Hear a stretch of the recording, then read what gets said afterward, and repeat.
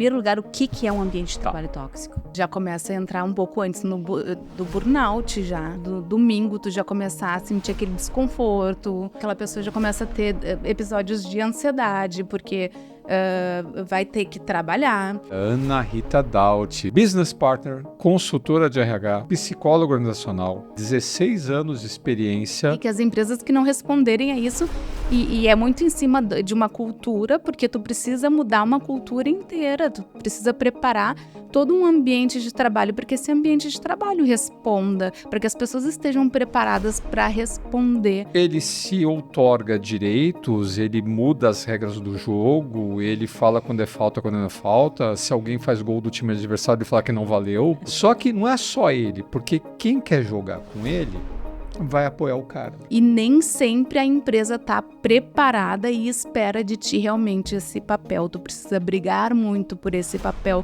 tu precisa amadurecer esse papel. Mentes aceleradas não conseguem ver com clareza. E se não conseguem ver com clareza, não tomam decisões com clareza. São equipes, é como se tu tivesse feito um castelo de cartas que tu tira uma peça, ela se desmonta, eles não são sustentáveis. Todo cargo estratégico, né, tem que ter um sucessor aqui em preparação. Isso é tão importante que vai além da tua alçada. Eu tinha até semana passada uma prioridade. Quando eu tô quase finalizando a prioridade, me dizem, esquece, agora a prioridade é outra.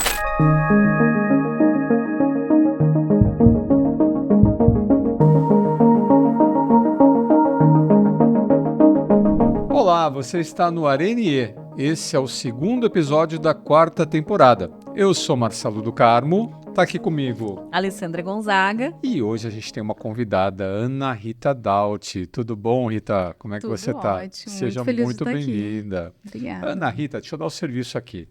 Ela tem 16 anos de experiência, ela é business partner, consultora de RH, psicóloga organizacional, tem certificação na Getúlio Vargas, na Dom Cabral, é especializada em N processos aqui de RH, atração, retenção, gestão de desempenho, transformação cultural, né? Faz aqui ferramentas de perfil comportamental, PDA, DISC. Nossa, Rita, eu vou parar por aqui, senão você vai ficando cada vez mais constrangida, porque é longo aqui o currículo da moça, gente. E a Rita, né? Nossa querida, conhecida, parceira aqui da Conexão IE. E a gente quer ouvir um pouquinho da tua arena, Rita. Nessa nova temporada, a gente traz os convidados e o foco é quais desafios, né, do teu dia a dia você traz, né, para a sua arena. Então, eu vou começar com essa primeira pergunta. A Ali já fala, porque senão ela vai reclamar que eu falo demais. Né? Uma contagem, né? Não, imagina. Eu né? só interrompo. Ela só interrompe, não chega e já vai interrompendo. Então, Rita, né, dá tuas boas-vindas aí e assim que você se sentir, compartilha conosco qual que é um dos teus principais ou o teu principal desafio na tua arena de trabalho.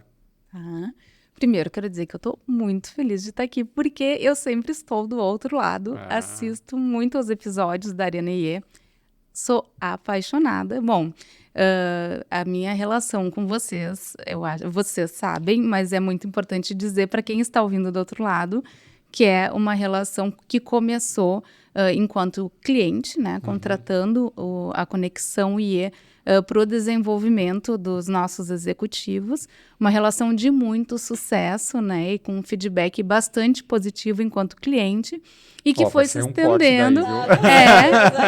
Estragou o corte, mano. Não, vai ser um corte daí. Mas que foi se estendendo, né, para outras relações. A partir disso, conheci outros serviços da Conexão IE, aos quais fui consumindo. Um deles, o podcast de vocês, que é absolutamente incrível e que eu também indiquei para muitas pessoas, né? Muito obrigado. Então, para mim, nesse momento, estar aqui é realmente muito satisfatório. Eu estou muito feliz de estar aqui conversando com vocês e me sinto lisonjeada, absolutamente lisonjeada de ser uma das entrevistadas e estar falando da minha arena, né? Joia. É De muito verdade. legal. Eu me sinto muito feliz de estar contigo aqui, Rita, porque eu já fiz esse convite faz tempo, viu, mano?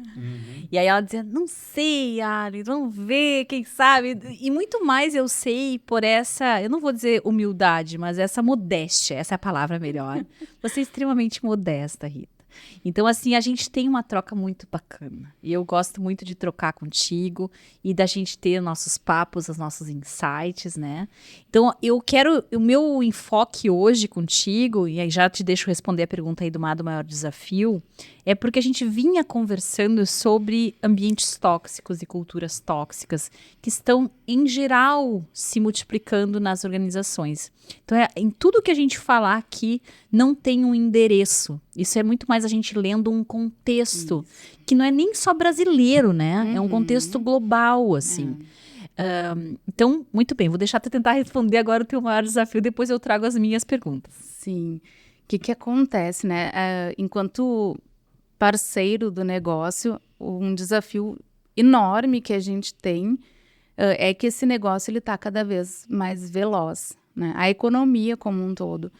Então, dentro das empresas, o HRBP precisa estar muito do lado desses executivos tentando trabalhar o desenvolvimento dessas competências e o cascateamento dessa estratégia, né? E como fazer isso? Como estar do lado dessas lideranças trabalhando essas competências e ajudando essas lideranças que muitas vezes estão completamente absorvidas pelo dia a dia, porque o dia a dia consome, inclusive o HRBP, né? Para trabalhar essa estratégia, para trabalhar realmente assim, um mercado que é muito rápido. Né? E que as empresas que não responderem a isso, e é muito em cima de uma cultura, porque tu precisa mudar uma cultura inteira, tu precisa preparar todo um ambiente de trabalho, para que esse ambiente de trabalho responda, para que as pessoas estejam preparadas para responder a esse mercado. As pessoas precisam estar sentadas na cadeira, elas precisam estar realmente muito atentas, né? E isso precisa ser dentro desse ambiente que não seja um ambiente que se torne tóxico. Tu precisa estar muito atento a isso com um olhar de saúde mental, né? Tu ainda tem que ser esse agente de saúde mental. Então, na verdade, são muitos desafios, né? Tu precisa ser realmente um HRBP, um business partner. E nem sempre a empresa está preparada e espera de ti realmente esse papel. Tu precisa brigar muito por esse papel, tu precisa amadurecer esse papel. Às vezes tu tá ali contratado para aquele papel, mas aquele papel não está maduro, tu está galgando, tu está conquistando ainda aquele papel, né? Então os desafios são muitos, mas hoje, em geral, enquanto HRBP é galgar este papel, né? O objetivo é esse, né, do HRBP. Legal. Eu vi uma primeira coisa que me veio na cabeça aqui, Má, e aqui a gente começa a bater uma bola, tá, Rita? Lá nos anos 90, eu lembro de ler um livro do Pierre Bourdieu, que falava que o nosso mundo estava indo para uma espécie de trem de alta velocidade. Eu nunca vou esquecer dessa metáfora. E ele dizia, o que acontece se tu entrar num trem de alta velocidade? Tu vai enxergar uma paisagem borrada. Tu não vai conseguir apreciar a viagem. Perfeito. Tu vai estar sempre com a sensação de estar vendo a mesma coisa, porque tu não vai conseguir ver o que tem do outro lado. Tá tudo borrado. E isso ficou na minha cabeça do efeito da velocidade na nossa visão, na nossa percepção da realidade. Então, mentes aceleradas não conseguem ver com clareza. Perfeito. E se não conseguem ver com clareza, não tomam decisões com clareza. E aí eu passo para o Mai. Então, que emoções são essas dessa arena em que tudo é para ontem, em que tudo é com pressa? E vou botar só um pouco mais de lenha nessa fogueira. As pessoas comentam também, Ali, o que dá mais... e aí, de novo, não tem endereço. São várias empresas que têm esse mesmo tipo de frase. Eu tinha até semana passada uma prioridade. A gente acordou essa prioridade. Quando eu tô quase finalizando a prioridade, me diz, esquece, agora a prioridade é outra. esse projeto aqui que entrou, esse é o importante. Essa ação é essa aqui que vai ser a mais legal. Então, essa não finitude também diz respeito a essa aceleração, a essa confusão e a essa angústia de estar sempre fazendo, mas nunca chegando. É isso, Mal? Eu entendo, eu estava ouvindo a Rita e estava sentindo ansiedade, né? Que emoção é essa? É isso né? aí. A gente estava falando aqui, é o divertidamente corporativo aqui, viu, pessoal? Eu estava sentindo essa sua ansiedade, Rita, porque a Rita, né, é muito importante colocar, tu trabalha com C-level, né, Rita? Tu trabalha com diretoria. A gente já teve outras business partners aqui, né, que trabalhavam em um outro nível intermediário de gestão. E o teu desafio é muito grande. Tu trouxe a década de 90, vou trazer também um pouquinho da década de vez em quando. de 90, né? No meu tempo! No meu tempo, a sessão no meu tempo do Areni. Na primeira empresa que eu trabalhei, sabe qual era o critério para você chegar na direção? Idade. Então, o cara ele tinha uma idade mínima, na época era 55 anos, né? Eu saí da empresa, né, porque eu ouvi que para assumir um cargo de gestão, e era longa, né, a escadinha de carreira, né? Começava BA, ia B1, B2, B3, B4, B5, B6, B7. Nossa. Né? A horizontal, depois a vertical. Não, essa é a vertical. Né? Aí tinha o BA 7, 8, 9. Né? Então era uma pirâmide, né, que até o 7º nível de gestão, que era o presidente mundial. Né? O presidente do Brasil aqui era um B5. Né? Um diretor era um B3, B4. Um cara falou assim para mim, não, para você ser gerente, você precisa ter 33 anos de idade. Não interessa a sua competência. Nossa, é uma idade de Cristo, assim. Né? Uma coisa 33 anos. E eu, na época, quando eu ouvi isso, né, na época que eu ouvi isso, eu tinha 26. Bah, nossa. Não vou aguentar ficar aqui mais 6 anos, né, para Imagina, começar. Já era Y nessa época. Independia da quantidade de competências, experiência que você tinha adquirido. Era o critério de então. Então você tinha que ter 55 anos, então com 55 anos, né, você não fez nenhuma besteira, né, você é elegível ao cargo. Se você tem amigos suficientes. Não, para chegar no cargo de direção. Ah, tá. Né, para ser um B3, B4, Tudo B5. tem que ser múltiplo de 11 ainda por cima. Pois é, 55. E aí tinha uma idade limite, uma aposentadoria compulsória, 65 anos. Nossa, muito cedo também, né? Então. Compatível à expectativa de vida, né, na época. Na época, eu acho sim. que hoje eles, né, até reformularam talvez devido à dificuldade. Mas olha só, né? O camarada ele tinha idade, ele estava apto. Nós tínhamos lá um negócio, né, que era um negócio de telecomunicações, que num determinado ano, sabe aquela área de negócios que carrega a empresa inteira nas costas? Que dá aquele resultado fantástico, dá aquele resultado maravilhoso. E se vocês não vão lembrar que vocês são jovens. Né? Que gentil, né? A gente não corrige. Mas a gente entrava num plano de expansão, né? Para ter uma linha telefônica em casa, você demorava 4, 5 anos, né? Esperando para você ter um telefone na fila. Olha, aqui já falou várias vezes que ela botava roupa de missa para ir telefonar na telefônica, né? Isso aí. Então o negócio de telefonia estava bombando e os gestores estavam entregando um resultado fantástico. Aí veio a privatização. Veio a privatização do setor de telefonia. Rita, assim, ó, de um ano para outro, a empresa, o negócio que deu o maior resultado no Brasil, assim, de décadas, foi a falência. Nossa. Todas as regras foram para o espaço. Um desses gestores, 98, né? Na virada do milênio, lá ainda por e cima. Um desses gestores aí, né, qualificado, negou a oportunidade de entrar com a linha de celulares dessa empresa no Brasil, porque achava que no Brasil a população não tinha renda suficiente para ter telefone celular. Então que o Brasil, e hoje a gente sabe que a média é 2 celulares, né, por pessoa, pelo menos, né, fora os clandestinos que tem por aí. E o cara falou, não, no Brasil nunca vai ter celular. Então, e você estava falando da dificuldade do camarada de definir uma estratégia, de cascatear uma estratégia, que tudo muda. E como é que eu vou pegar um camarada né, que independente do conjunto de competências que ele já tem, independente do conjunto de competências e experiências que ele já traga, não quer dizer que está pronto. Né? E aí, Rita, como é que se resolve isso? Não, e eu ia brincar que depois da fala da Ali do trem, né, muito veloz e que não te permite enxergar e que traz ansiedade e que faz com que as pessoas saiam fazendo e que não tem mais o pensar, a gente podia, né, fazer a musiquinha, baixar o letreiro e encerrar. Então, porque resume um pouco do que vivemos, porque infelizmente é o sentimento que as pessoas têm e eu não estou desqualificando de forma alguma as pessoas que estão lá. O desafio é enorme. Sim. Né?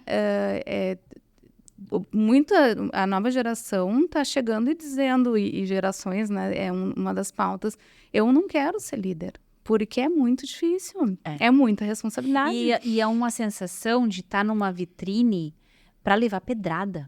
Exatamente. Então, assim, porque a pessoa, quando ela ocupava um cargo de liderança, o que era uma coisa que... Aqui já estou chutando, vamos ver se tu vem comigo nessa. Mas tu entrava na liderança e pensava, bom, eu vou ganhar mais, eu vou ter mais responsabilidade, mas eu tenho uma perspectiva de desenvolvimento e carreira. Eu vou ter desafios factíveis, mensuráveis, e que uma vez a bola entregue, eu vou para a próxima. Isso. Agora, a plataforma está móvel, em movimento, e o líder não tem mais aquilo que a gente chama de propriedade ou accountability, que lembra que a gente falava, de que eu tenho como cercear a minha área de alguma maneira e tentar direcionar os esforços da minha equipe. Porque é todo mundo botando a mão nessa cumbuca. De quem que é de fato esse indicador, de quem que é de fato essa tarefa.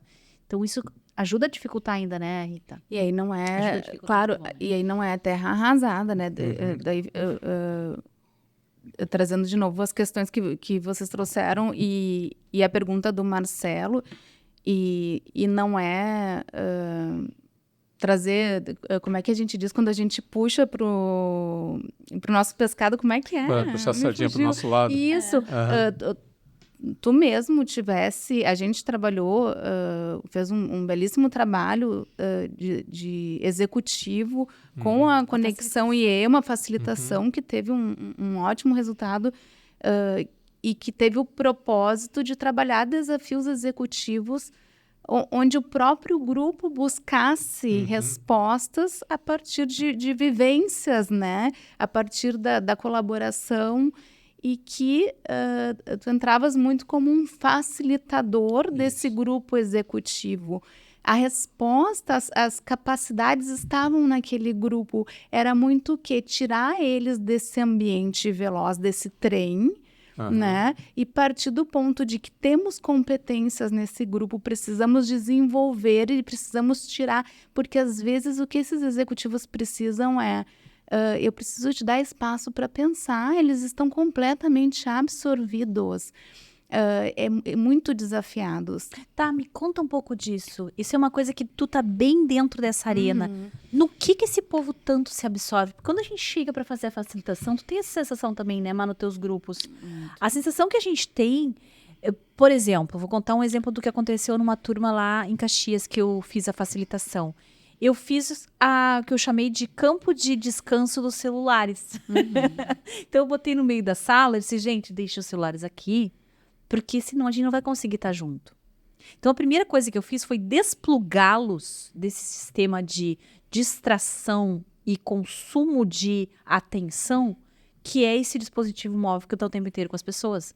E era muito engraçado, só para dar um contexto, de vez em quando eles diziam, cadê meu celular? Eu botei lá no campo. Sabe, essas pessoas levavam um susto de perceberem que não estavam sem o celular. A cada meia hora, 40 minutos, alguém se assustava ali. Então, o que é essa coisa que consome as pessoas? Explica para nós. Tem muitos fatores aí, né, Ali? É aquela coisa, ninguém te ensina a ser o executivo, não tem o manual pronto, né? E o trem é muito veloz, o mercado é muito veloz, é muito fácil tu ser absorvido por todas as demandas mais operacionais, assim como em qualquer cargo. E quando tu é um executivo, isso vai vir numa demanda ainda muito maior, né? Então, eles vão ser tomados por uma série de tomadas de decisões absurdas, vão ser absorvidos realmente pelo dia a dia. E ninguém vai entrar na agenda deles e dizer assim, ó, tanto da tua agenda vai ser estratégica. Eles precisam realmente que a gente, muitas vezes, seja parceiro desse negócio e tire eles, e que a gente proporcione esses momentos mais estratégicos, que a gente direcione eles para essa agenda estratégica, para que eles possam parar e realmente desenvolver esse olhar. Porque isso muitas vezes não é proporcionado para eles, né? E nem sempre essa iniciativa vai parar. Isso é muito, às vezes, até intuitivo deles. São muitos desafios, eu acredito. O mercado é muito veloz. Teve também uma... Não, eu entendo. A gente estava conversando, né, Rita, dos programas de capacitação, né? E essa necessidade que tu falou da pessoa ter que parar, né? Eu acho que a ansiedade é que ele tem accountability, ele é responsável pelas decisões que ele toma. Perfeito. E, puxa vida, será que eu estou tomando a melhor decisão? Estou tomando a decisão certa? Como é que a gente capacita esse camarada a tomar a decisão? Eu vi um trecho de um vídeo, não vou lembrar em qual rede, mas eu achei uma analogia muito pertinente para nós. O cara estava falando assim, olha, em algum lugar lá no século passado, desenvolveram a tecnologia de refrigeração. O camarada que desenvolveu a tecnologia de refrigeração ganhou uma grana. Mas quem que ganhou mais grana ainda? Por exemplo, a Coca-Cola, que pegou a tecnologia de refrigeração e aplicou nas suas máquinas de vendas, nos pontos frios. E hoje você vai comprar um refrigerante carbonatado no supermercado, você paga tanto.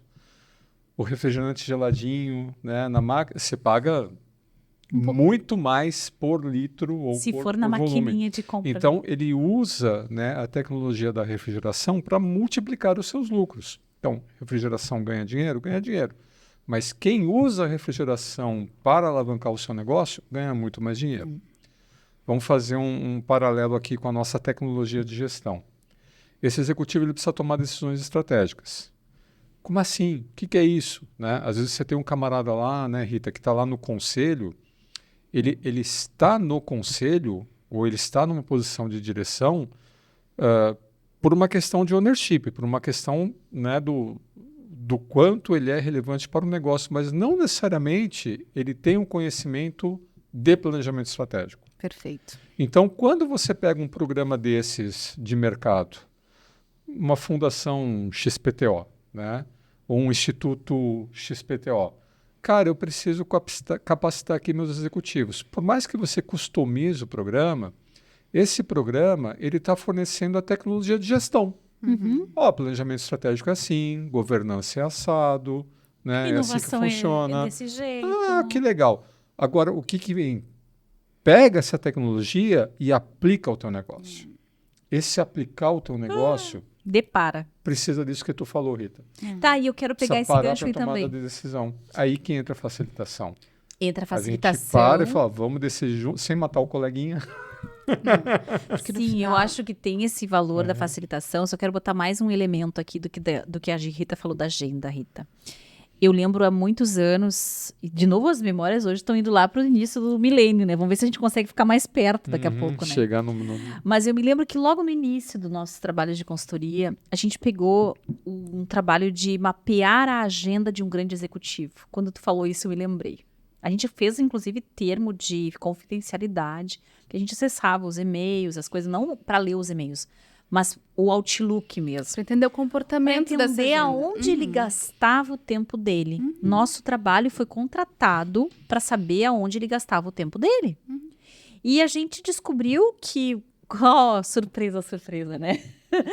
A maior parte do tempo em reuniões, mas não em reuniões estratégicas, como tu está dizendo. Reuniões totalmente transferíveis. Zero surpresas, né? Zero surpresa, né? Mas a gente conseguiu contabilizar isso. Então, isso que foi o uau, Sim, né? importantíssimo. A gente pegou uma escala de tempo, não me lembro se 1 mês, 2 meses. E a 6 gente, meses. 6 meses, não lembrava. Olha. E a gente fez chegamos com esse número, né? Ó, tudo isso pode ser gerenciado por outras pessoas. Olha quanto tempo vai sobrar na agenda para esse executivo poder realmente se preocupar com as questões estratégicas. Então, aqui tu está dizendo uma coisa que eu acho fenomenal, que é uma análise do tempo. Uhum. O tempo que a gente tem e como é que a gente está usando o nosso tempo e o que o tempo faz com a gente. E lá no meio do trem de alta velocidade, ninguém consegue parar para pensar como é que está usando o seu tempo, né? Porque no final do dia, o que é o trabalho desse C-Level? É ler uma estratégia no mercado altamente veloz e competitivo e, a partir disso, desdobrar por um número enorme de pessoas e motivar essas pessoas para responderem, tomar riscos e motivar essas pessoas para agirem desta forma, cascatear uma estratégia, bolar essa estratégia e cascatear essa estratégia. Fácil? De forma alguma. Extremamente difícil. Como fazer isso? De que forma fazer isso? O desafio desse cara é absurdo. O operacional não é um conforto. Com certeza. O operacional é altamente confortável. A Uma gente reunião. vê, nossa, aquele cartaz para saber como é que vai arrumar aquela reunião, para saber um cartaz. Me assim. chama para essa reunião. Como é que vai ser uma postagem nas redes sociais? Exatamente. Eu quero muito decidir esse papelzinho, né? Eu vou aproveitar a tua experiência com o C-Level, Rita, e fazer uma pergunta para ti. Um tempo atrás, a gente estava conversando com um camarada, né, de uma grande consultoria que presta serviço aqui, e ele trabalha com desenho organizacional. Uhum. Vamos desenhar aqui uma estrutura, né, etc. E, lógico, né, ele traz as ideias lá dos grandes consultores americanos, e a consultoria que ele representa também é uma franquia de uma consultoria americana. Uhum. Mas ele tinha assim, a seguinte premissa. Se você tem um cara que é C-level, né, um presidente, e esse cara tem 2 ou 3 ou 4 abaixo dele, esse cara está muito operacional. Né? O que é o comum aqui, né, no Brasil? Você tem o diretor administrativo, você tem o cara que vende, você tem o Essa cara Santíssima que Trindade, cuida pelo da menos, produção, né? O vender, você produzir tem e o entregar. cara da TI. Então, geralmente, Sim, um comitê executivo, né, ele está ali algo em torno de 5, né, 6 pessoas e você coloca ali um presidente. Isso é o que a gente vê por aí nas organizações. E o que ele fala? Olha, se você tem esse modelo, está errado. Que um presidente que tem ali 3 ou 4 ou 5 abaixo dele, vai acontecer isso que vocês estão falando. O cara vai se envolver na direção e vai fazer não um microgerenciamento, mas mesmo que seja gerenciamento tático, Das pessoas. está indo além do que ele vai. Uhum. E aí e qual que é o desenho, né, ideal? Aí ele falava assim, não, se você for pegar as grandes organizações, né, americanas, e aí a gente tem algumas organizações aqui no Brasil, esse cara ele tem que ter no mínimo 20 pessoas abaixo dele. 20 pessoas. 17, 15, 20 pessoas. Justamente para ele não cair na tentação Não botar o dedinho. de botar o dedo no projeto, né, do no projeto. Tá, então o que ele vai fazer? Esse cara ele vai ser o mentor, ele vai ser o coach, ele vai ser o estrategista. Então, se algum desses caras da linha de frente, né, tiver alguma necessidade de, estamos num conflito aqui, né, a minha área tem um conflito de interesse com a tua área, esse cara vem e vamos fazer aqui uma intermediação. Puxa vida, eu estou com uma dúvida estratégica, eu vou alinhar essa estratégia. É isso, esse cara ele é o grande desenvolvedor do negócio e desenvolvedor do C-Level.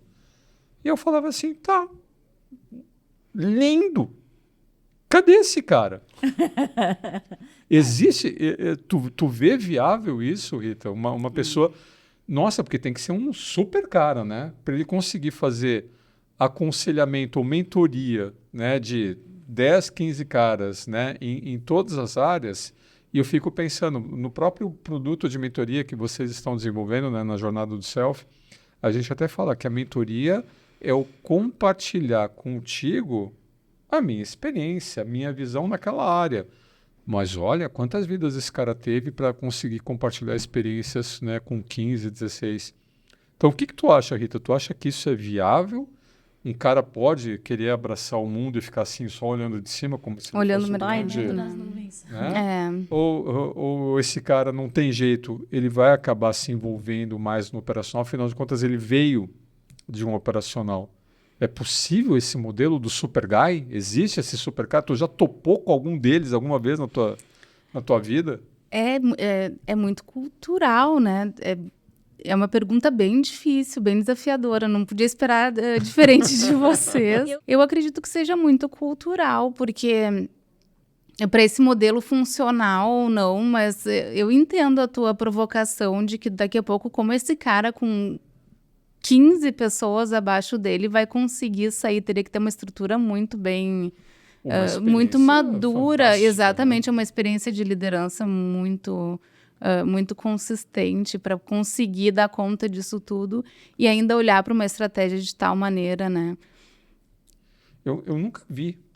Nunca vi também nenhum modelo assim aqui. Eu vejo nas redes sociais, né? Eu conheço pelas redes ou pelos livros, né? Ou pelas publicações.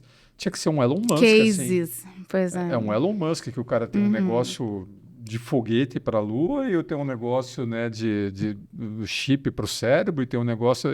Mas eu não saberia dar um segundo exemplo, né? Então, além de um Elon Musk. Posso comentar? Fiquei muito curiosa para saber. Então, Tu conhece um cara desses? Não, aí que tá, eu acho que a premissa da pergunta tá equivocada. Porque assim, ó, por que tu gostaria de ter um líder que plana sobre os demais? Não é que eu gostaria. Não, você, hipoteticamente, é o modelo, você ser que faz essa pergunta, não tu, Mar. Porque assim, o que eu acho que a gente tem que partir do princípio é que tu tem que saber na tua organização, pro teu contexto, o que é nível estratégico, o que é nível tático e o que é nível operacional. Para quem está nos ouvindo, estratégico, o que eu tenho que pensar no longo prazo, quais são as decisões que vão afetar meu negócio, não hoje, mas no futuro, quais são os movimentos de investimentos, né, os rumos, as parcerias, isso é estratégico. É uma coisa que talvez no futuro seja útil, mas que eu estou olhando para frente, eu não estou olhando para o meu dia a dia. No meu tático, eu estou olhando coisas que exigem hoje uma possibilidade de melhoria, um gerenciamento, um acompanhamento com as equipes. E no meu nível operacional, é o dia a dia feijão com arroz para que a minha operação aconteça. Então, o que não pode é o cara assoviar e comer farofa. Então, tudo bem ele ocupar como executivo sessões e reuniões em que ele tem uma função tática, mas isso não pode ser a maior parte do tempo dele. Ele tem que ter um tempo para o estratégico. Então, a distribuição desses 3 níveis é que vai mudando a partir da complexidade de cada área. E também tem áreas na empresa que vão ser mais operacionais pela natureza delas. Que Deus ajude que elas funcionem com o dia a dia correndo tudo direitinho, né? E tem outras áreas que não, que você vai ter que ter mais níveis gerenciais. Então, aí entra um pouco, no que a gente fez há anos atrás, que era a coisa da tal da arquitetura da gestão. E aí a gente entra num outro problema, já vamos chegar para fazer a ponte para os desafios da liderança. Como é que é o teu sistema de liderança? E isso que tu estava falando, Rita, de a gente ir conquistando, de tu conquistar essa função de business partner, eu acho que isso foi um avanço dos nossos tempos, dos últimos 10, no máximo 15 anos. O cara não é um super-herói para decidir tudo que ele vai desenvolver na área dele, na equipe dele. Ele tem um suporte olhando para isso. Então, eu acho que a solução está nessa direção, sabe? Tanto de contratar, claro, serviços externos de facilitação, mas de ter pessoas pensando como fazer esse movimento de agregar as pessoas, de tomar decisões compartilhadas, de correr riscos pensados e factíveis, sabe? Então, eu quero que aí sim, minha pergunta para a Rita aqui, independente desse tamanho desse sistema, é onde fica o business partner nisso tudo? Então, eu acredito muito que a gente está se posicionando e galgando espaço, e quando ainda não tem, e eu acho que dentro da nossa cultura, porque eu gostei muito do que o Marcelo disse sobre um negócio muito forte naquela empresa de telefonia, e a gente, o business partner, ele é apoio ao negócio, né? A gente está muito dividido porque, se não somos ONGs, né? Mas a gente está muito dividido entre negócio e o apoio ao negócio. O business partner, ele é um apoio ao negócio, cuidando da saúde mental das pessoas, e isso também converge com o negócio, porque legal. pessoas saudáveis produzem, né? E isso é muito importante, muito ético e muito converge com tudo que é importante e que gera resultados positivos. Então, o business partner, ele está galgando esse espaço e as pessoas estão percebendo que isso gera resultado, e cada vez mais eles estão percebendo que o business partner pro negócio é importante, e ele está se colocando dentro das empresas. A maturidade das empresas está crescendo a partir do espaço que ela vai dando também para esse business partner, e a partir do momento que o business partner vai se colocando dentro das empresas, né? E aí, esse trabalho do business partner também está a partir das boas parcerias que esse business partner vai fazendo com as consultorias externas, que vão também reforçando esse trabalho com os seus executivos, com os seus C-levels, com todo o seu corpo, para ir fazendo esse suporte ao seu negócio de uma maneira mais positiva, justamente porque esse negócio está cada vez mais veloz e tu não consegue ser aquele especialista em todos os negócios. Que legal. E tu precisa de parceiros que vão poder te ajudar e vão poder ser especialistas e vão poder, muitas vezes, falar com o teu público executivo, com o teu público de conselho, e falar com o teu público, e às vezes falar coisas daqui a pouco numa linguagem que tu não fala, ou numa linguagem daqui a pouco um pouco mais impopular, que para ti que está ali dentro não seria interessante falar, né? Ou que não seria muito... enfim, ou que a tua visão não alcança, porque tu está muito imerso naquela cultura, né? Então, é isso, assim, claro, e isso está atrelado à maturidade daquele contexto, naquele ambiente. Então, por que eu estou dizendo isso? Porque se tu é um business partner que está dentro de um contexto que não tem maturidade para toda essa atuação que a gente fala, que é a atuação desejável, porque às vezes não tem, tá tudo bem, acho que é um passo de cada vez, vou entregar, claro. né? Não, então, pronto, minha atuação não está nem de perto isso, não consigo, vou entregar tudo e... Não, acho que a gente tem que manter em mente o que é o desejável e ir galgando o que a partir disso eu consigo ir fazendo, sempre tendo em mente isso. O que a empresa precisa, o que os negócios precisam, o que as pessoas precisam, né? Tu vê até uma triangulação que tu faz aqui. E que bacana que tu traz aqui 2 insights preciosos para nós aqui da Conexão EA e do Arena, mano. Tô vendo dos dois lados, tô sentada com os 2 bonés na cabeça, sabe? Como a pessoa que vai ao mercado faz essa facilitação, faz essa mentoria, e como aqui quem tá ouvindo a Rita juntando esses elementos todos. Porque o que a gente sempre se desafia, inclusive quando eu dava aula em gestão de pessoas, eu dizia isso para os alunos da área. Vocês que trabalham com recursos humanos, com gestão de pessoas, sempre lembrem que a gente é uma espécie de besta de 2 cabeças. Eles me olhavam com as carinhas estranhas, assim. Porque a gente, de um lado, a gente defende a necessidade daquele ser humano, a saúde mental e emocional.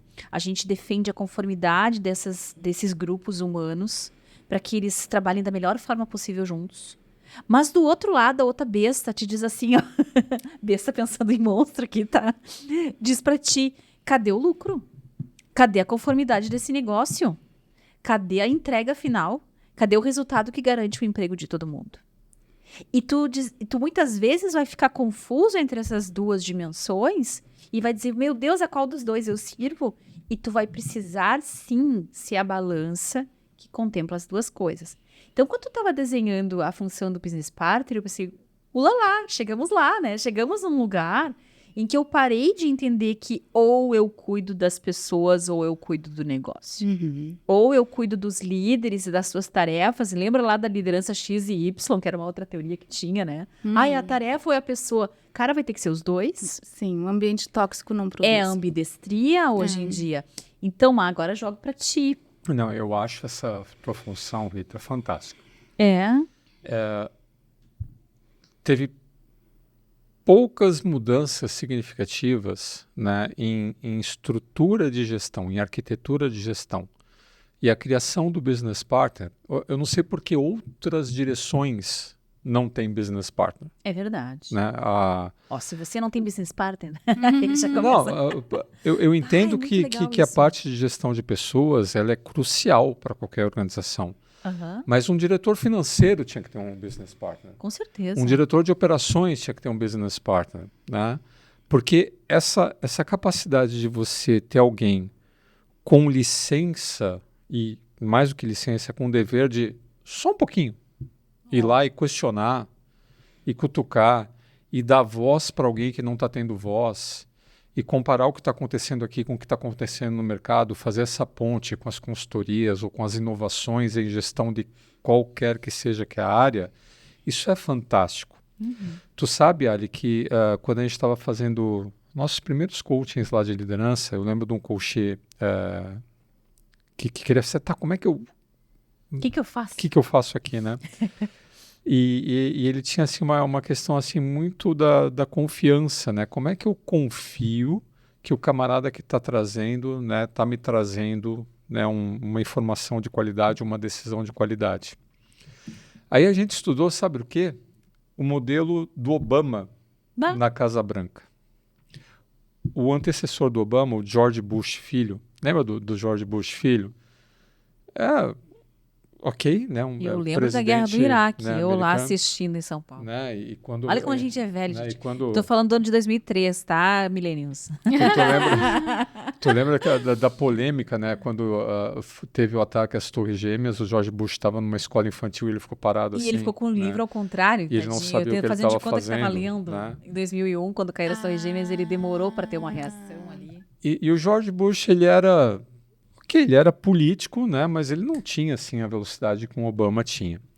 Então, o que havia na Casa Branca? Havia o Trust Breaker. Trust Broker. Né? O camarada que vai me garantir que a informação que está vindo é confiável. Então, olha só o que acontecia. Eu sou o Bush, vai ter uma reunião amanhã com o ministro da Energia dos Estados Unidos. O ministro da Energia dos Estados Unidos e todos os ministros tinham um espelho, que era esse Trust Broker.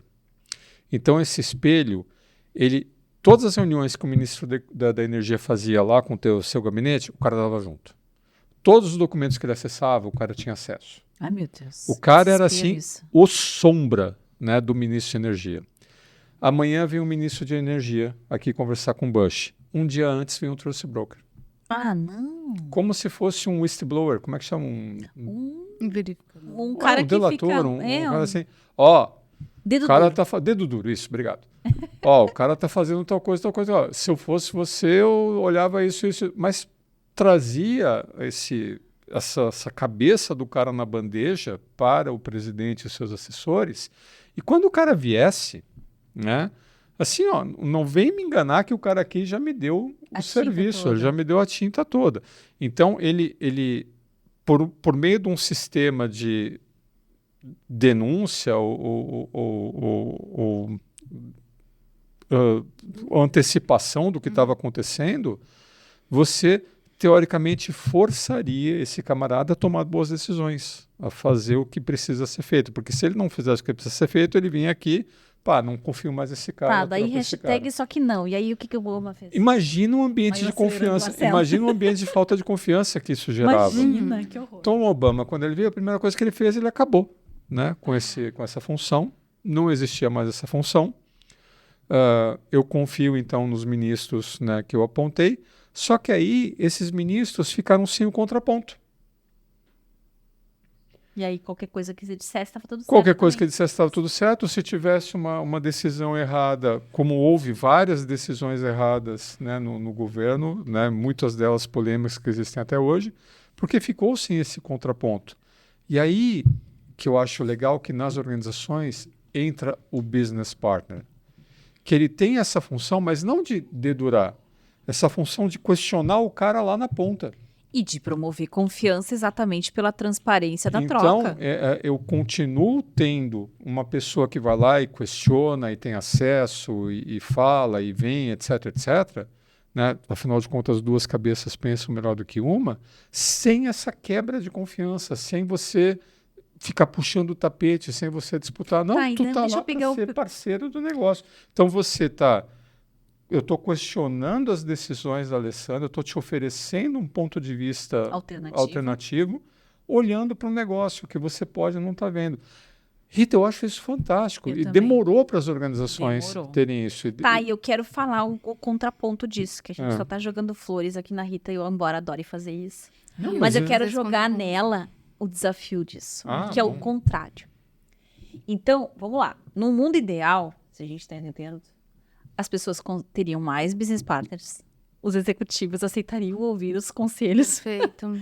ouviriam as sugestões de desenvolvimento, ponderariam uns com os outros até a tomada de decisão. Ouviriam, né? Né? O mundo ideal, a gente pode desenhar ele lindo. Só que, na maior parte das vezes, não é isso que acontece. E aí vem a provocação que veio antes da gente começar esse programa, que era, vamos falar um pouquinho de ambientes tóxicos. O que caracteriza um ambiente de trabalho? E aí, claro que a gente está falando em sistema de liderança, agora a gente saiu do Cileva, a gente pegou Como um todo business mundo. partner sobrevive a um ambiente tóxico? Não, em primeiro lugar, o que é um ambiente de trabalho tóxico? Vamos caracterizar o que a gente está falando Sim. aqui. O que produz um ambiente tóxico? Todo mundo pode botar uma lenha na fogueira aqui. Eu já Vamos tenho ver a algumas Rita. ideias. E tenho certeza que a Rita também. Não, tem várias O que faz um ambiente questões tóxico, a Rita? ponderar aqui, mas vou começar respondendo essa pergunta, que eu acho que é quando o ambiente está com mais elementos negativos e que começam a abalar a tua estrutura emocional e de saúde mental, Tá. né? Do que propriamente tu começa já a não ter mais elementos de saúde para lidar com aquele ambiente. Ele começa já a te trazer, assim, problemas de saúde mesmo, de saúde mental. E o que isso revela-se no ambiente. comportamento das pessoas? Como é que isso vira comportamento? Ele já começa a entrar um pouco antes do burnout já, né? Tá. Questões assim de relacionamento com liderança, com colegas, né? Um ambiente tóxico mesmo, assim. Aquela questão assim de domingo tu já começar a sentir aquele desconforto. E amanhã eu tenho que A sair, gente já dá sente aquela muitos taquicardia. relatos, aquela pessoa já começa a ter episódios de ansiedade, porque vai ter que trabalhar. A gente escuta muitos relatos, assim, das pessoas realmente, elas seguem trabalhando porque precisam realmente, elas já estão, assim, num episódio total de ansiedade e desconforto, elas começam a relatar, assim, episódios de ansiedade por terem que trabalhar, de sofrimento. Tá, Entram muito em bem. sofrimento. Então, o ambiente tóxico é o que produz sofrimento emocional. E a outra pergunta subjacente a essa é, a gente tem a quem endereçar o ambiente ficar tóxico? Ou o ambiente...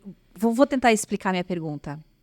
Eu sempre comento que o meu professor de doutorado, o falecido professor Sidney Oliveira, ele dizia sobre a cultura que a cultura é o caldo em que a gente é cozido. Eu adoro essa afirmação dele. Sim. Eu sempre me sinto uma cenoura, uma batata numa sopa, quando ele dizia isso, sabe? Sim. Qual é o domínio que tem da sopa a própria batata? Não, ela tá lá boiando no caldo. Isso. Então, esta perspectiva tira a autonomia ou a autoria, melhor dizendo, de quem produz o comportamento tóxico. E é claro que, como eu trabalho com indivíduos, eu me incomodo também com isso. Porque eu acho que a gente só tem gerência em indivíduos, a gente não tem gerência em caldo, né?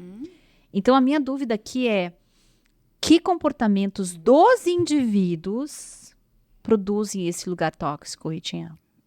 Tá. Eu não tenho certeza se eu entendi, porque me pareceu que foram 2 perguntas. Vamos lá.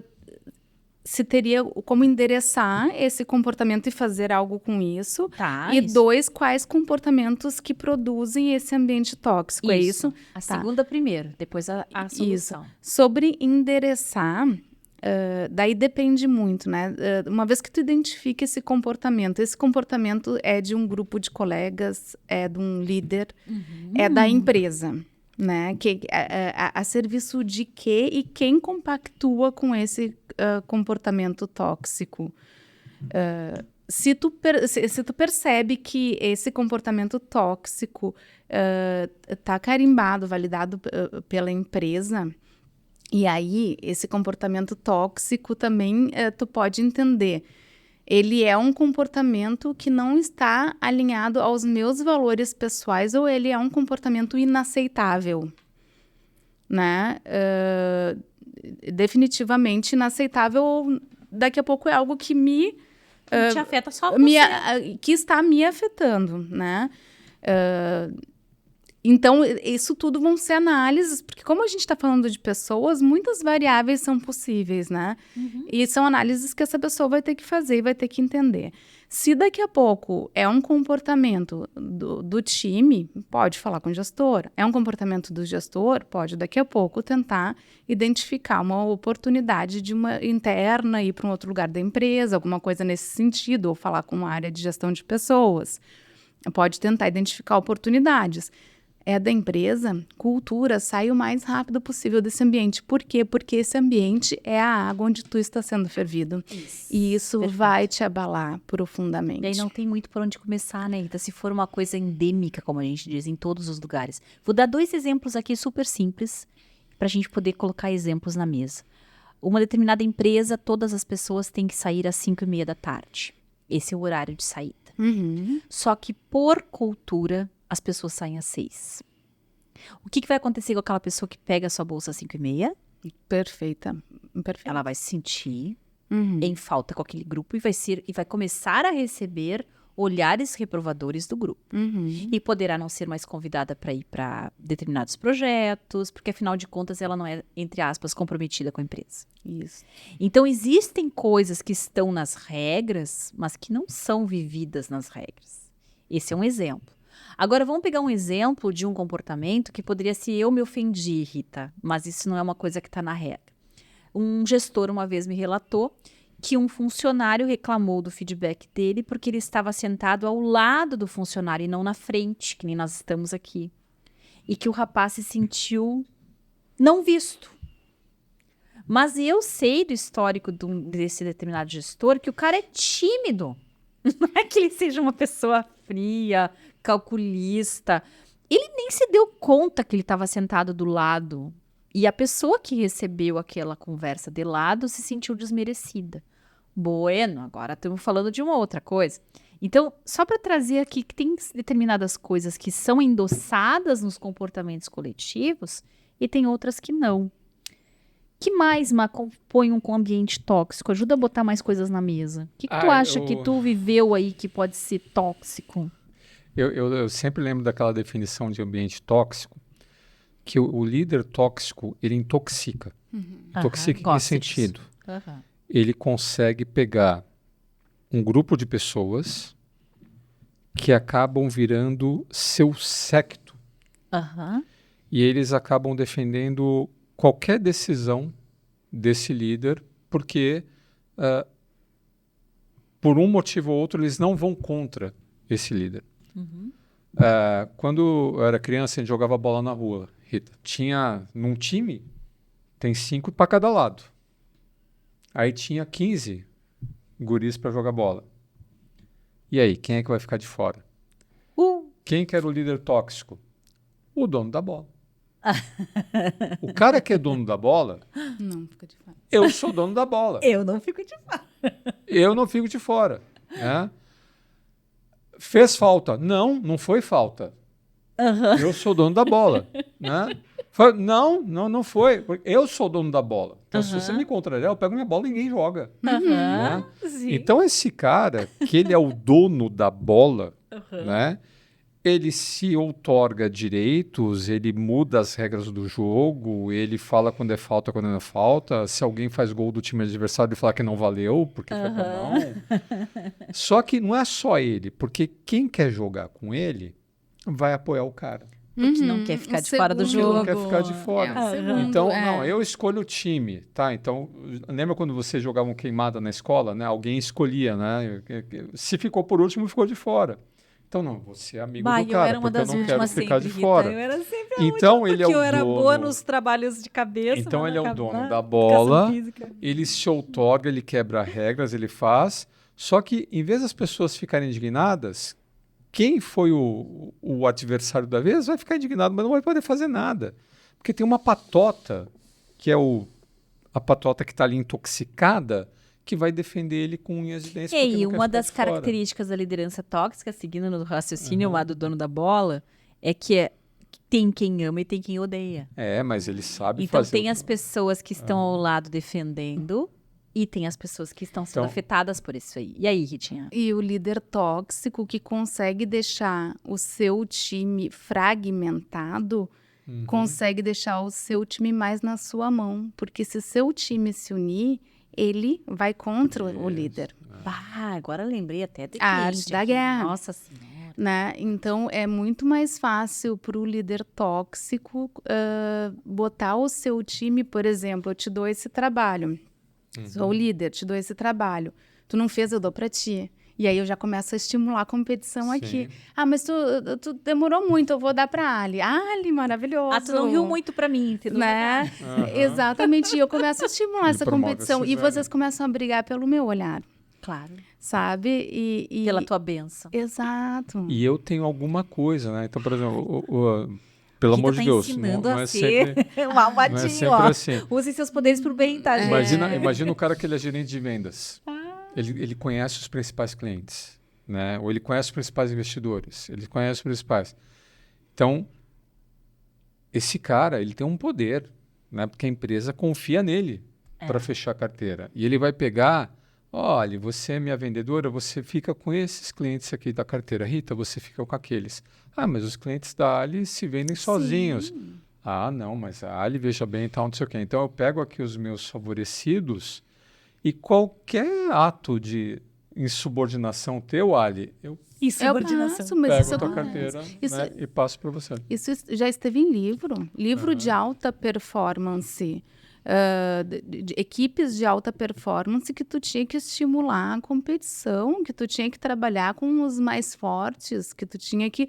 os Forced Rankings, né? Aquela coisa de cortar os que ficaram com pouco desempenho e promover só os que ficaram. E a Rita deu uma das estratégias desse líder tóxico, que é dividir o time. Sabe qual que é outra estratégia muito comum? Quem que é o sucessor do cara? Não tem. O cara, ele garante, tem que estar sempre em tudo. Que não, ele tem um nível de competência, de conhecimento e tal. Mas se a gente perder o cara, a gente está lascado. Vamos ter que conviver com o cara. Então, esse cara vai abusar, esse cara vai fazer, ele vai desfazer, ele vai... eu tenho mais um elemento do líder tóxico aqui, que eu tive um. Aí eu tenho... Mas a gente está dando... Como fazer um líder tóxico? Um líder tóxico. Que eu me lembro que era uma pessoa que fazia muita intriga. Então, ele pegava as pessoas para fazer fofoca umas das outras. E aquilo criava um ambiente, assim, que tu não sabia quem é que estava sendo falado na sala. Mas sempre tinha alguém lá. Nossa, aquilo era horrível. A sensação que tu tinha, que tu estava o tempo inteiro numa rede de intrigas, né? E era uma pessoa extremamente insegura também. Então, ele fazia reuniões no final da tarde que ele convidava todo mundo para dizer o que cada pessoa estava fazendo. Que é tipo aquilo que tu falou, eu não confio no que as pessoas estão me dizendo, então eu tenho que saber até o detalhe do que cada gestor estava fazendo. Nossa. Infantilizando os seus gestores. Agora vamos combinar, cada um dá um antídoto aqui, senão... Gente, fica feio, né? Então eu ia botar mais um elemento na fogueira, que é o seguinte, e Rita, fica à vontade de desmerecer aqui minha pergunta, tá? Porque aqui a gente já tá entrando numa zona perigosa. Que é o seguinte, me parece que pessoas narcisistas, e eu tô muito com a história do narcisismo, porque eu tô estudando narcisismo, que o narcisismo favorece a pessoa a ir para um cargo de liderança. Sim. Em muitas organizações, de novo, genericamente. Existem características que são parecidas com o narcisismo ou que podem ser confundidas com o narcisismo e que são uma certa assertividade, uma disposição para falar o que tem que ser falado, uma sensação de autoconfiança na própria fala, uma habilidade de comunicação e articulação, que são características positivas e maravilhosas das pessoas terem. Mas quando elas têm essas características apenas, unicamente em benefício próprio, ou às custas de fazer as pessoas se sentirem menores para que elas se sintam melhores, aí tu começa a ver o elemento narcisista em ação.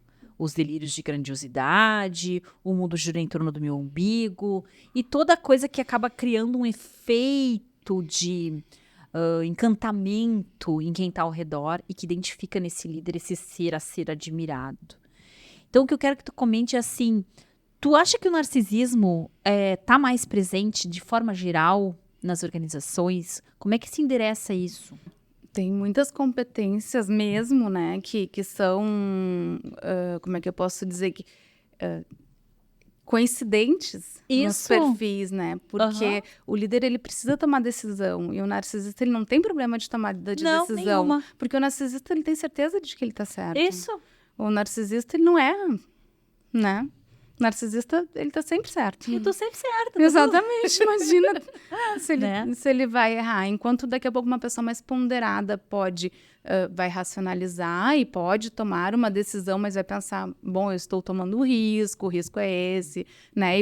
E vai demorar porque ponderou e sabe que está tomando um risco, né? O narcisista acha realmente, que nem tu disse, grandiosamente, está tomando a melhor decisão de todas, entende? Então, assim, tem várias questões. O narcisista gosta de estar em evidência e de estar neste papel de liderança, enquanto daqui a pouco um outro líder vai estar em evidência para realmente tomar conta daquele time, né? Porque é necessário estar ali por aquelas pessoas. Então, realmente, o papel de liderança para o narcisista, ele é um papel... Ele nada de braçada. Nada de braçada. Exatamente. Só que tem... me lembrei de uma coisa, desculpa, não termina, Rita. Tem N consequências, né? E aí o Marcelo falou de antídoto. O que acontece para as empresas?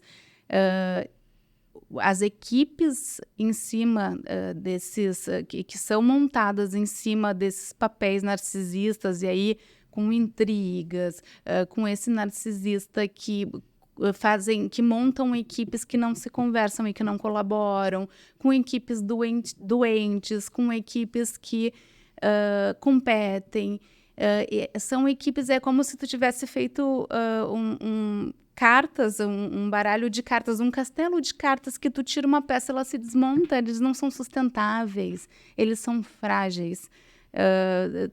Isso daí não tem uma base consistente para o resultado, porque aquele narcisista, ele bota isso para rodar tudo em cima do seu resultado individual e não do resultado coletivo. O resultado não está em cima do time, ele não está para rodar pela empresa, ele está para rodar em benefício próprio daquele narcisista. É o resultado individual acima do resultado coletivo. O narcisista pode até fazer o resultado da empresa pelo seu resultado individual, porque ele quer se satisfazer ali, né? Mas ele não está pensando no resultado coletivo, ele está se satisfazendo ali.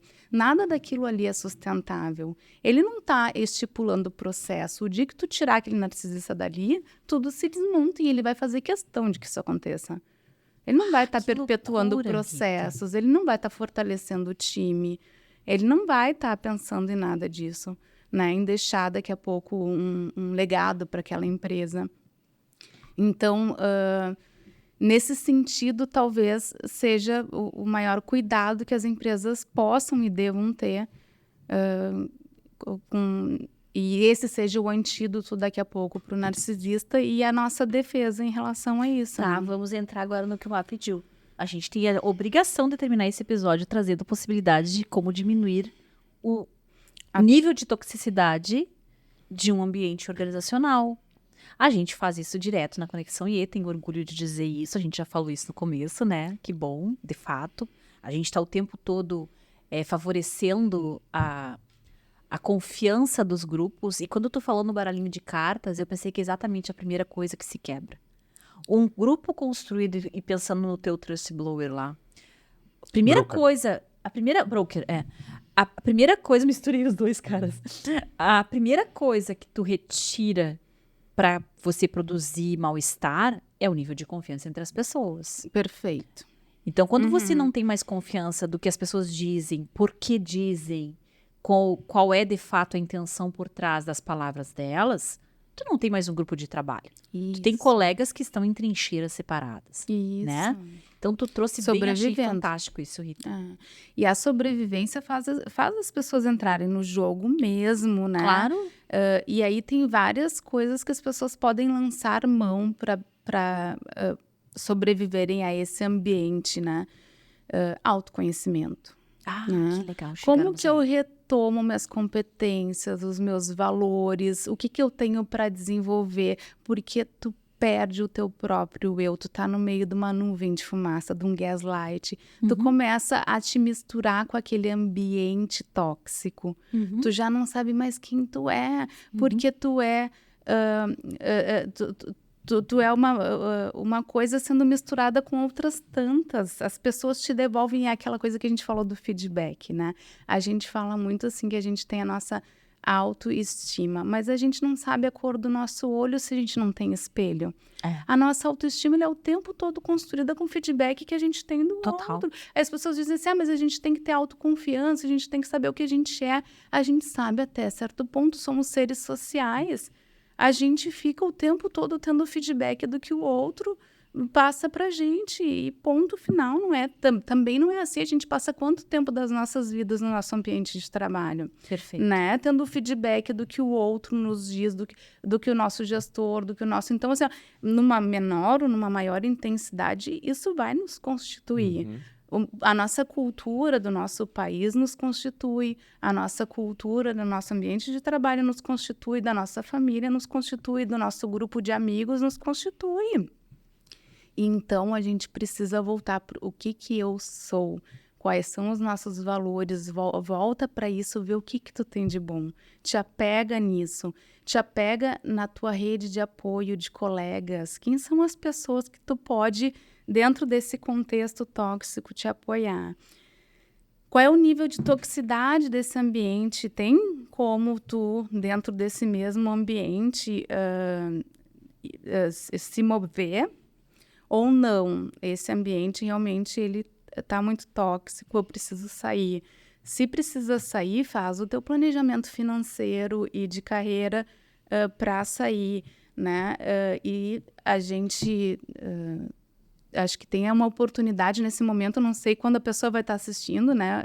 Esse podcast vai para o Conexão IE. Vai ser no dia 23 de julho, ele vai ao ar. Mas ele vai ficar, por muito tempo, mas quem estiver assistindo em tempo, tem a mentoria da Jornada do Selfie, que vai começar em agosto. E eu vou participar, e que vai começar em agosto de 24. 5 de agosto começa. 5 de agosto de 24, e que vai ser uma intensa jornada de autoconhecimento, onde a Ali vai estar trabalhando assim, inúmeras ferramentas de autoconhecimento para que as pessoas possam se olhar profundamente. E a gente diz que é a jornada do selfie, que a pessoa entra de uma maneira e ela não sai porque ela não vai sair a mesma que entrou, né, Ali? Se Deus quiser, vai sair. Eu digo que aqui a gente vai, claro, tentar construir, Rita, para que esse selfie venha para fora. Porque o que é a noção de selfie? O selfie é essa integralidade do ser. O selfie não é uma coisinha que você vai descobrir dentro de você. É o contrário. Você vai tirar da frente o que não é você. Ótimo. E você vai ficar só com o que é você, né? Que colocaram em cima de ti que não é, né? Vai tomar um banho para tirar a toxicidade. Né? Vai tirar e aí vai ficar o que né? Eu achei fantástico. A Rita já deu 2 caminhos aí, né? Essa questão de você, pessoa física, ter o seu plano B, mas o RH, a empresa, também pode fazer uma gestão de talentos. Porque uma das coisas que esse líder tóxico faz é cancelar, né, acabar com a vida de quem o contraria. E se essa pessoa que está sendo contrariada, que está tendo a coragem de desafiar esse líder, é uma pessoa vital para a empresa, eu não posso perder esse cara. Claro. Mas não tem como ele continuar ali, tá? Então, quais são outros usos ou outras colocações que eu posso ter para esse potencial, para manter esse potencial na minha empresa? Aí entra um programa como o que vocês estão colocando, que os próprios RHs podem disponibilizar programas desse tipo para fazer com que os potenciais fiquem na empresa. Então, a Rita falou, ter processos, né? Porque se o cara vai embora, destrói tudo, acabou. Então, você implantar a gestão de processo é uma forma de você reter a inteligência da organização. Ter essa gestão do pool de talentos e promover a retenção de talentos e a troca de talentos dentro da empresa. Um líder tóxico, a empresa não pode ficar refém de um líder tóxico num cargo estratégico. Então, todos os cargos estratégicos têm que ter um programa de sucessão. Eu tenho que ter um cara aqui do lado. Né? Eu não posso ter... E isso, o líder tóxico falou, não, ninguém me substitui, não. Pô, só um pouquinho, cara pálida. Todo cargo estratégico, né, tem que ter um sucessor aqui em preparação. E esse sucessor ele está sendo acompanhado por um comitê de calibração multidisciplinar. Não é só o camarada que vai falar, não, vem você, vai você. Não. Isso é tão importante que vai além da tua alçada. E grandes empresas, a rotatividade, não deixar o cara ficar confortável no seu castelinho, né? Então você vai ficar 2 anos aqui, agora você vai gerenciar lá, agora você vai gerenciar lá, porque quando eu tiro o cara da sua zona de conforto, eu quebro um pouco as perninhas desse cara. Ah, mas eu não quero sair daqui. Bom, essa é a política da empresa. E o mais difícil, quando o cara é o capo. Né? Bom, aí é difícil. Aí tem que ter um conselho de administração. Aí tem que ter um conselho acima do cara. Ou se ele tiver uma mentoria que tenha validade de mercado e tal, alguém que coloque o dedo na cara dele para dizer o que ele precisa. Um padre jovem, um padre novo, né? Do exorcista, né? Exorcista? Tem um padre jovem, um padre velho e um padre novo. Mas um conselho de administração, desde que o principal executivo também não seja o presidente do conselho de administração. Claro, aí não tem jeito. A pessoa é o supremo líder. Tá, e esse era o tema que eu ia comentar ali, que me veio naquela hora, Rita. Eu assisti no final de semana, terminei de ver a série sobre a história do nazismo. E eu recomendo todo mundo para ver. Porque, assim, primeiro pelo conhecimento histórico. E a série traz várias fotos, documentos e, claro, ela faz também algumas reproduções de cenas históricas. Ela avança nessas cenas, como o julgamento de Nuremberg, que acontece em toda a história. Mas o que fica muito claro e interessante, porque a gente tem muitas histórias decorrentes do que foi o nazismo e a gente tem um imaginário que não corresponde à realidade. Hitler era um homem extremamente inseguro, que foi inflado no seu ego a partir da Primeira Guerra Mundial, em que se precisou ter um sentimento de nacionalismo por questão até de sobrevivência da Alemanha. Então ele era uma pessoa num lugar que favorecia ele ser o que foi, né? De eu sou o cara, a nossa nação é a grande nação, porque era esse o centro do nazismo. E foi inflado por um grande marqueteiro que era o Goebbels. Então, e o que isso mostra? Mostra um grande narcisista. Sem controle. Sem controle. E o que foi o julgamento de Nuremberg foram os marechais do Hitler, em que basicamente os aliados ali, a Rússia, a França e a Inglaterra e Estados Unidos, juntaram-se para perguntar, gente, como é que vocês deixaram essa insanidade acontecer? Porque depois da última decisão dele de carnificina, que foi quando ele botou 1 milhão de soldados a entrar na Rússia para morrer no frio, em que não havia recursos porque eles entraram numa terra que eles não conheciam, e os russos disseram só, vem, pode vir, né? E os caras morrendo por meses. E ele seguiu atacando, e ninguém parou ele. Eles disseram, escuta, como é que vocês não pararam esse cara? Não, só posso dizer uma coisa, ainda bem que eles não tinham business partner, senão eles estão até... Mas resumindo, Rita, quando tu não consegue frear uma pessoa no poder e que tudo que ela diz é meu Deus, música para os ouvidos, porque sempre atende alguém, tu não apenas destrói um negócio, tu destrói vidas humanas ao redor desse negócio. E aí, brincadeiras à parte, de novo, a importância de ter um business partner, lá e questionando e faz só um pouquinho. Show de bola, né? Muito bem. Desculpa aí, me empolguei. Eu adorei, assim, como vocês percebem a importância do business partner e valorizam, e fico muito, muito feliz. É um trabalho de formiguinha, e eu digo de novo, se as pessoas que estão lá olhando para isso e que não conseguem identificar ainda hoje essa realidade e essa maturidade nas suas empresas, não desistam, né? Não é também a minha realidade, talvez, em grande parte das empresas que eu atuei, o mundo ideal talvez nem exista, mas é o que a gente vai galgar todos os dias, o dia todo, É verdade. o tempo todo. E essa história que a Ali contou, ela tá aí só para mostrar que um bom marketing pode pegar uma pessoa insegura e fazê-la mobilizar nações a fazer um absurdo.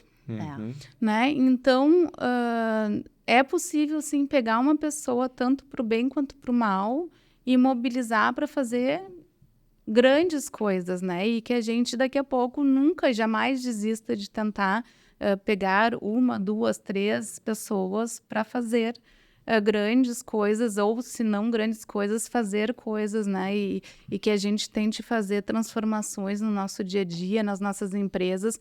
A gente, atuando, sendo um psicólogo ou não, atuando enquanto...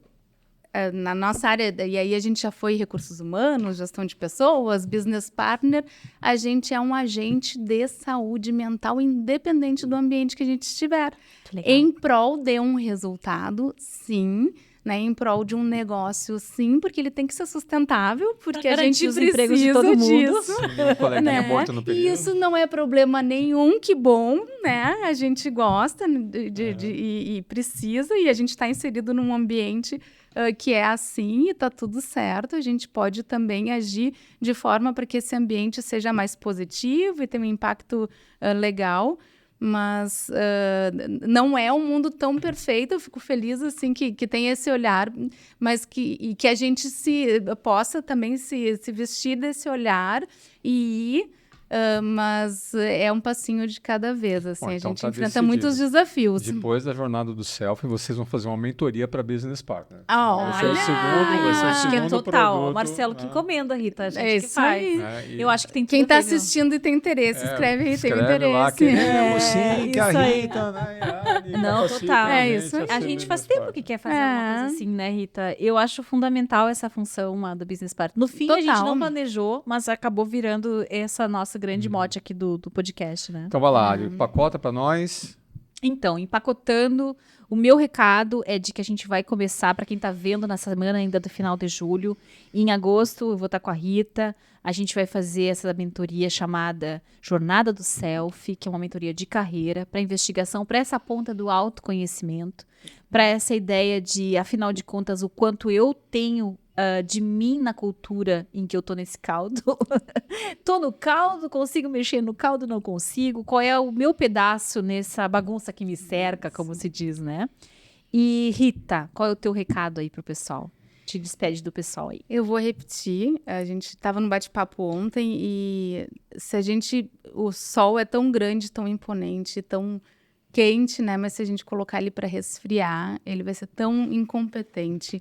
É muito importante essa jornada da autodescoberta e tu saber no que tu é bom, no que tu é maravilhoso, no que tu é sol, né? Para te poder ser poderoso que nem o sol também, né? Vamos olhar no que a gente é tão maravilhoso, quais são os nossos valores, vamos entrar nessa jornada do self, assim, e se redescobrir, ver não o que nos colocaram, porque quando a gente... Infelizmente, a gente descobre muito cedo o que a gente quer fazer, né? 17 anos, às vezes. Vamos voltar lá, fazer... A gente gosta tanto, às vezes, de fazer teste. E a Ali preparou, assim, um material tão especial. Eu tô muito próximo. Para mim, tá sendo maravilhoso participar tão próximo da Ali, dessa mentoria e desse processo, assim, do material, que fica até difícil de falar o quão incrível tá essa jornada, tá? muito especial mesmo. Vamos participar e redescobrir assim, no que a gente é especial. Eu tenho certeza que isso é uma forma de aceleração da nossa performance, de aumentar a nossa segurança, de redescoberta, não só para a questão do ambiente profissional, mas para a vida mesmo, assim, que é muito especial. Show de bola. Espero ver muitos de vocês que estão nos ouvindo lá.